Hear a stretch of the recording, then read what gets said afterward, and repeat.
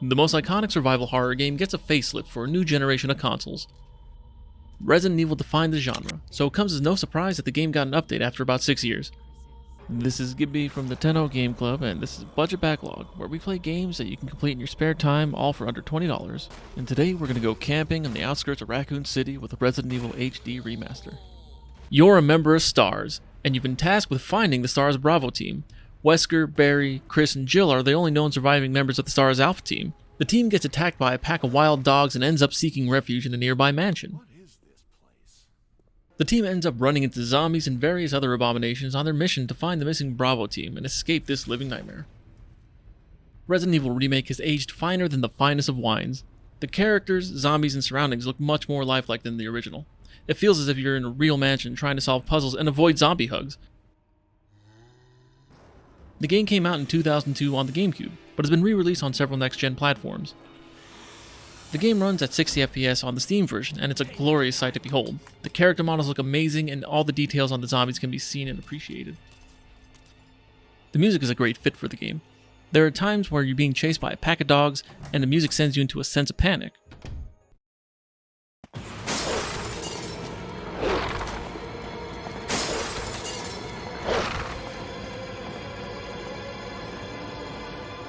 There are also times where you're taking a casual stroll through a zombie-filled mansion and the most relaxed music's playing while you get the chance to explore.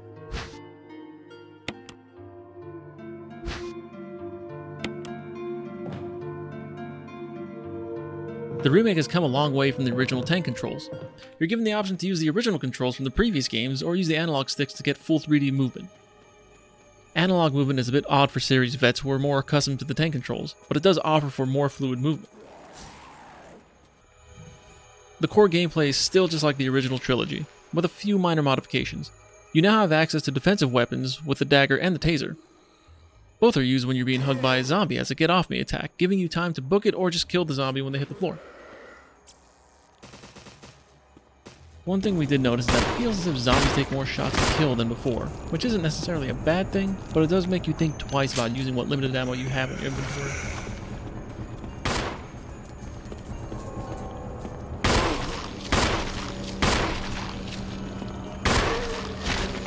With that said, the shotgun and the Magnum are still just as satisfying to use as ever. Another thing to note is that Capcom added an additional danger with zombies that come back from the dead, unless you burn them. The Crimson Heads are quite dangerous, with increased speed and damage, so stay safe and keep burning those bodies. Capcom also added a whole new area and story arc to change things up just a bit. While the story elements are great, playing through it kinda left me wanting more. Jill to Brad, can you hear me? There's a fair amount of replay value to Resident Evil Remake, with two playable characters that have two different ways of getting through the game. The game features a lot of unlockable items based on your performance after beating the game. Unlocking everything will take a first-timer around 20 hours of gameplay. Resident Evil Remake sells for $20, but will go on sale every so often, sometimes as low as $5, which is a steal for this gem. So what do you think? Do you prefer the original Resident Evil or the remake? While we love both, the remake is a great improvement on the original PlayStation 1 title and quite possibly the best Resident Evil game to date.